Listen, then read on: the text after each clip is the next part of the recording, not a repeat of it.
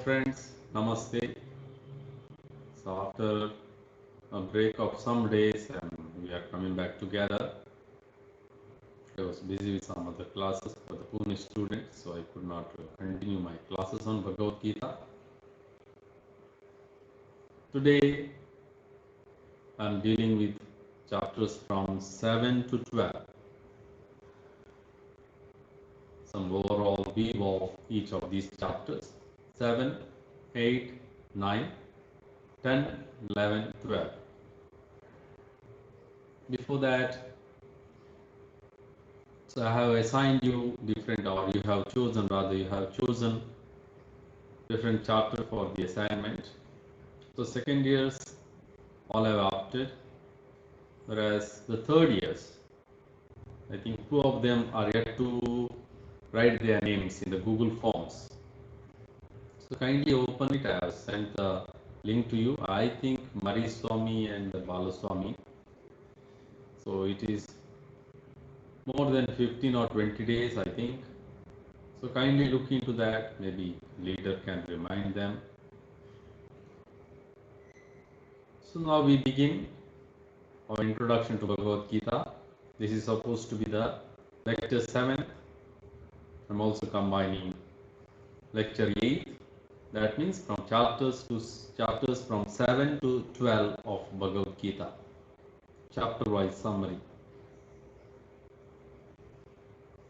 Chapter 7 is technically known as Jnana Vijnana Yoga.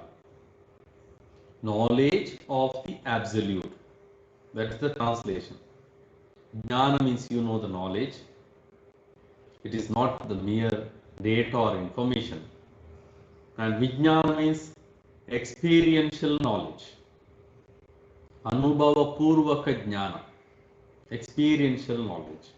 The knowledge of praxis. So the general meaning could be the meditation with knowledge and experience. Let's look into the structure of this chapter. We have some 30 verses in this chapter. Verse 1 to 3 speaks about the advice to get knowledge with experiential knowledge. Verses 4 to 7 speaks about two kinds of nature, the higher nature and the lower nature, Paraprakriti and Aparaprakriti. So lower nature refers to the Prakriti and its evolutes, that is Aparaprakriti. So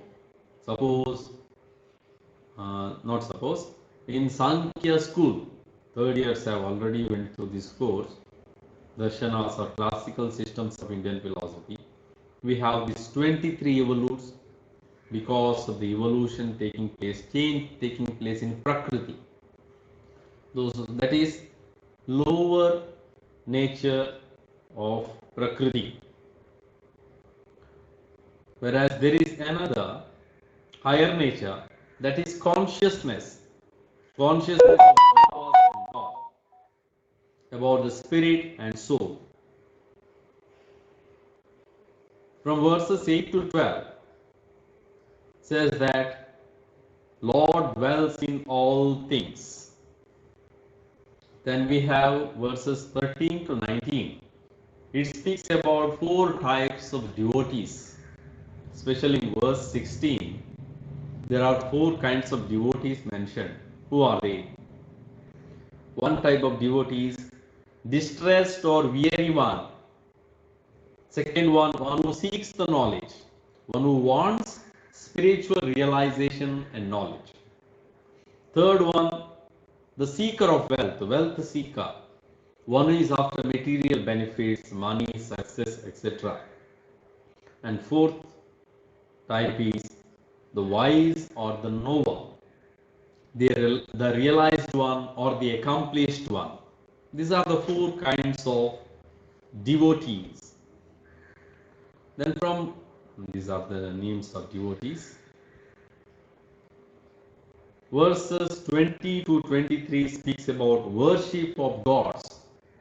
And finally, verse from 24 to 30 speaks about nature of those who do not know God and the nature of those who know God. This is about the chapter 7 of Bhagavad Gita. Now we move on to chapter 8. Chapter 8 is known as Akshara Brahma Yoga. That means the eternal Brahman. The eternal Brahman. Now Arjuna is in so many questions, and he is in doubt because of the previous explanation given by Krishna. So this chapter tries to clarify the doubts and questions of Arjuna. Let's see the structure of this chapter. From verses 1 to 7, we have the questions and answers from Krishna. Questions of Arjuna and answers from Krishna. Verses 8 to 16, it speaks about easiest way of meditation is on Om, Pranava Mantra. It is a royal gate to reach Brahman. That's what he said in the chapter. You chant the sound Om, and that will help you to realize Brahman or Krishna. Verses from 17 to 19 speak about aspects of Srishti, creation, and Pralaya, that is dissolution. It is a creative cycle, never-ending cycle.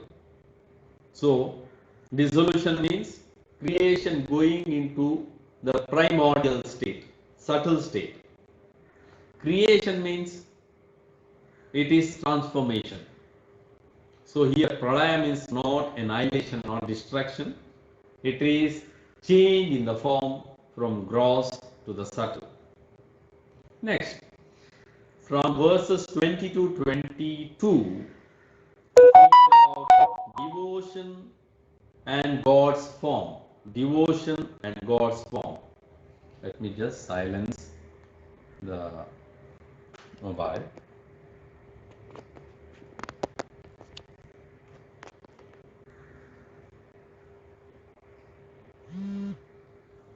Okay. Next is verses from 23 to 26. It speaks about the paths of the dead. So there are two paths of the liberated and path of the unliberated ones. Okay, those who, once the body gets dissociated from the soul, so one death comes in, the path of the liberated and path of the unliberated. Where do their souls go? So this is mentioned in the chapter.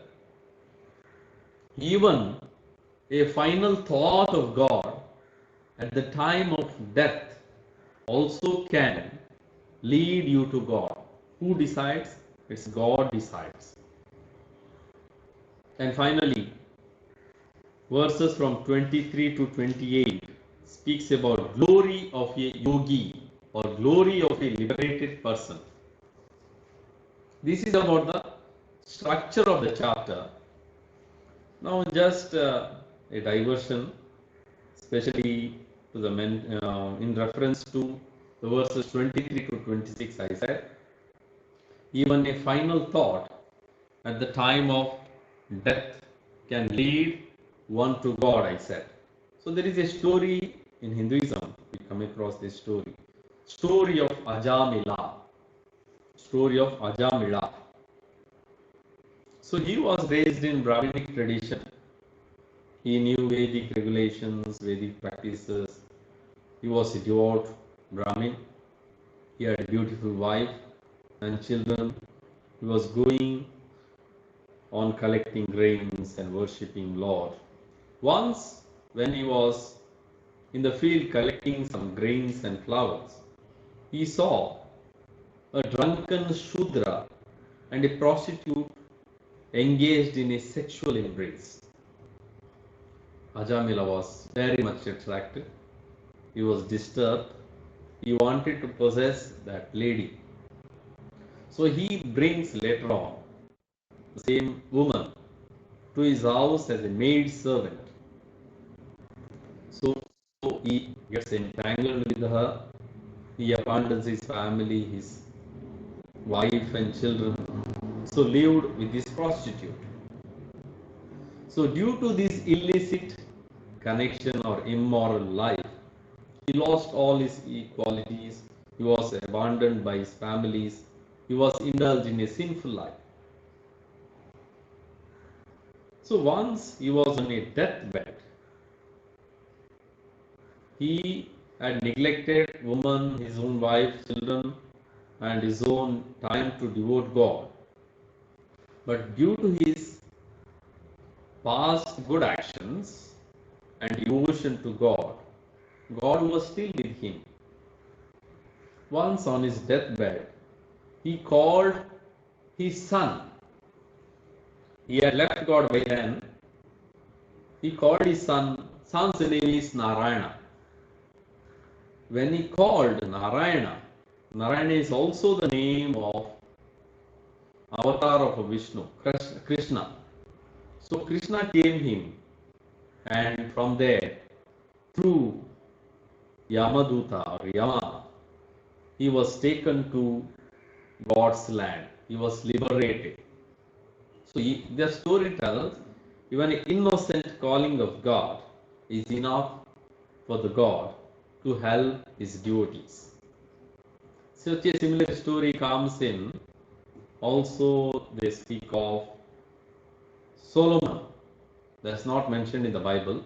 Solomon's story in Talmud. It seems Solomon went to hell, and because of his affair with a woman, he went to hell. In the hell, he was playing with the mud. He was drawing the picture or constructing a structure of temple of God. He is the one who built the temple of God in Jerusalem. So devil asked him, "What are you doing?" Then he said, "Oh, I am constructing the temple of God." Devil said, "Temple of God? Get lost from here. Hell is not the place for you." So this is another way to say that God pleases his devotees even in utter misery. So that's all about chapter 8, story of Ajamilaitu. Next is chapter 8, chapter 9. Chapter 9 is called Raja Vidya Raja Guhya Yoga. That means supreme knowledge and supreme mystery. Here, Krishna says, all beings are in me, all in God. This technically in Western philosophy it is called pantheism. Pantheism. So that means it is a knowledge of Krishna where everything is united with him. So among the different knowledges, the spiritual knowledge is the supreme, and it takes us to the ultimate reality. That is the understanding in this chapter. So going to the structure of this chapter, from verses 1 to 3, influence of the spiritual knowledge. Devotion is the highest value. 4 to 6, the nature of the divine. 7 to 10, creation of the world. God is superabundance. Especially the verse 4 says about the immanent and transcendent elements of the divine. Verses 11 to 15 speaks about divine and demoniac qualities. Qualities of the divine and qualities of a demon in one's own self. So just barely ringing. Okay. So verses 16 to 19, all pervasive nature of the divine. Next, verses 20 to 25 speaks about two kinds of worship: worship with desire and worship without any desire. Sakama upasana, that means meditation with the desire. Nishkama upasana, meditation without any desire. Last part, some from verses 26 to 34 speaks about advice to work with devotion or bhakti.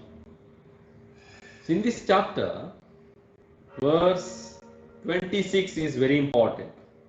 I have given it for memorization also. So chapter 9 verse 26, it goes like this. So let me chant. Om Patram Pushpam Phalam Toyam Yo Me Bhaktya Prayachati Tadaham Bhaktya Upahritam Asnami Prayatatmanaha. Om Shanti Shanti Shanti. You chant it, recite this by your own way. Keep in mind the pronunciation. What is the meaning of this verse? Whosoever offers me a leaf, a flower, a fruit, or water with devotion, I accept and eat the offering of devotion by the pure-hearted. Jesus also says in the Gospel, no? Whoever offers in my name a cup of cold water, he will not miss his fruit. Okay? He will not go unrewarded. Okay? So the same idea is resembled here. The important verses in this chapter 9 are, we can refer them. 9 chapter verse 10. Everything runs according to my will. That means God is the supervisor, and under his supervision, everything happens. Then verse 30 speaks about, even if a confirmed sinner worships me, he is a saint or righteous. So every saint has a past, every sinner has a future. Then verse 32 says, salvation is open to all, open to women, merchants, laborers, evil-minded, can attain God just by surrendering themselves to God. So salvation is for all. So we have in the church similar doctrine, is it not? Okay, who will be saved? Not only those who belong to the church, but whole humanity, provided they directly or indirectly profess and live the values of Jesus. So similar thought is expressed here. Now, who is right, who is wrong? So that's left to our discussion. Now moving to the next portion, chapters 10, 11 and 12. Chapter 10 is known as Vibhuti Yoga, manifestation of the Absolute. What is the meaning of Vibhuti? Vibhuti means special manifestations of divine majesty, power and glory. In other words, the glories of the divine means majesty. The structure of this chapter is like this. Verses 1 to 7. What is the fruit of knowing Vibhuti Yoga? What is the fruit of knowing the glory of God?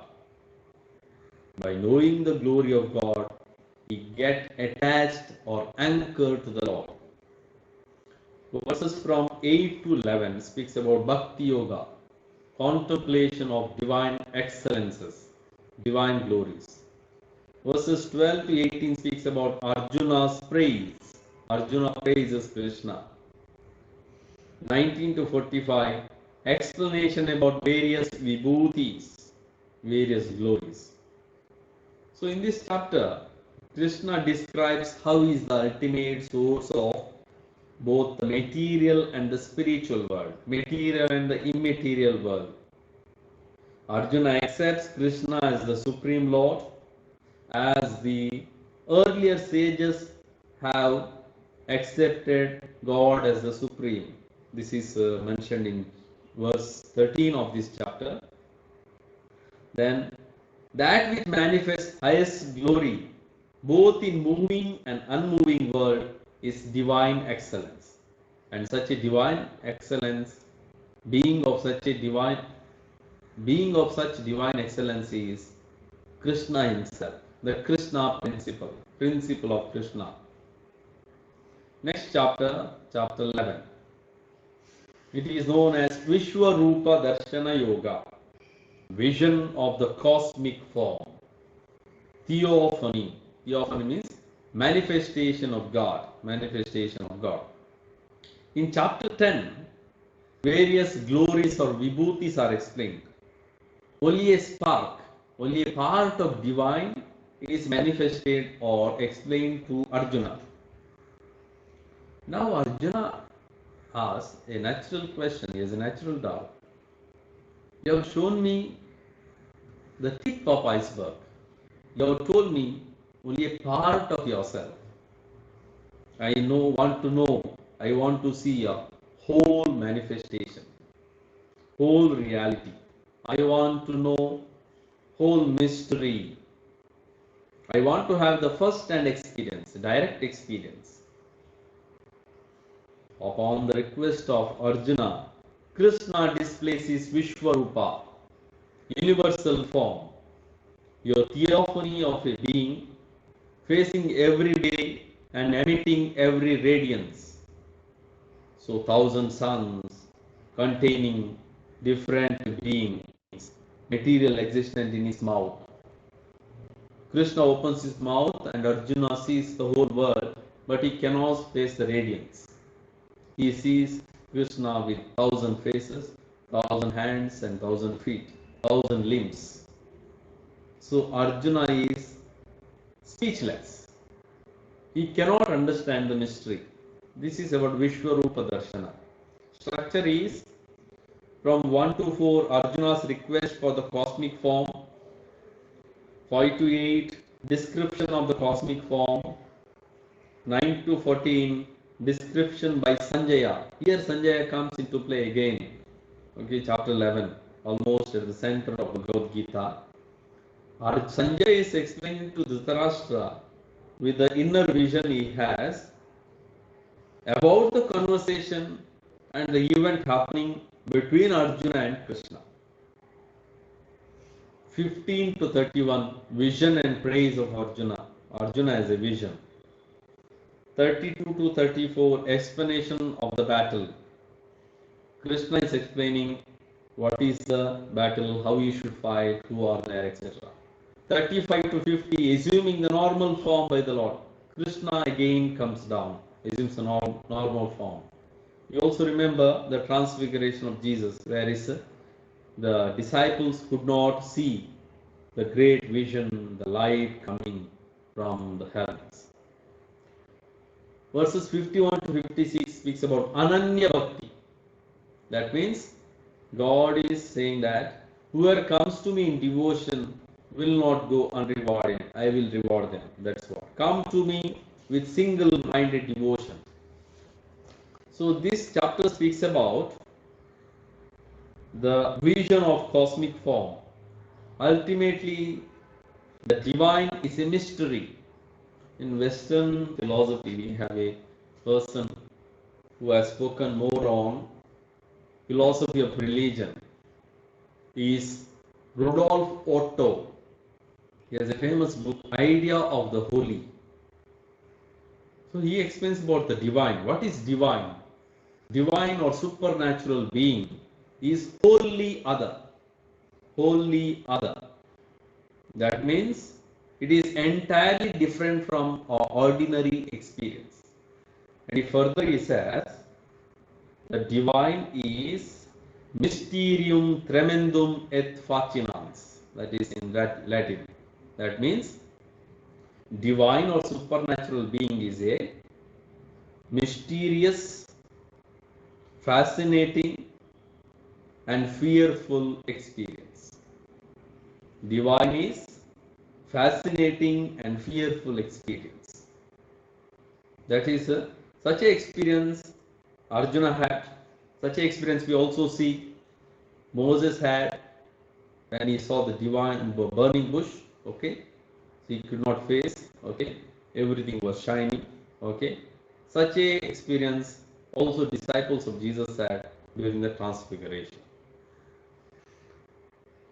The whole summary of Gita is mentioned here in this chapter, verse 55, and this is what is also the opinion of Radhakrishnan. Okay, Radhakrishnan says, whole summary of Gita is contained in the 55th verse of this chapter 11. What is the verse? Om Matkarma Krim Matparamo Madbhaktaha Sangavarjitaha Nirvairyaha Sarvabhuteshu Yaha Samamyeti Pandava Om Shanti Shanti Shanti. Meaning, the one who does all works for me and who depends on me, who is my devotee, who has no attachment and is free from enmity towards any being, attains me, O Arjuna. Such a person attains me, provided he does his duty and comes to me without any attachment, with a feeling of compassion and love for all. Such a person attains me. That's the meaning of this chapter. Coming to the last chapter of this lecture, chapter 12, it is known as Bhakti Yoga, path of devotion. Path of devotion here, devotion means is not superficial kind of emotion. It speaks about the nature and characteristics of bhakti. So Krishna says one needs devotional practices to attain me. So Krishna is clarifying more in line of devotion, how to do devotion to him. 1 to 5 speaks about two kinds of devotees, Sakara worshippers and Nirakara worshippers. That means those who worship God with attributes, Saguna, with qualities, with form. And there are those who worship God in unmanifested form, without any form, who go beyond form. We can visualize and relate with God without any tangible experience, tangible reality. Verses 6 to 8 speaks about the fruit of worship, 9 to 12 paths to divine, and 13 to 20 characteristics of the devotee. So in this last portion, verses 18 or 19 are very important. We just go through it. And this is the smallest chapter of Bhagavad Gita. Smallest chapter of Bhagavad Gita. So that's all about today for today. So we shall meet in the next session. Till then, thank you.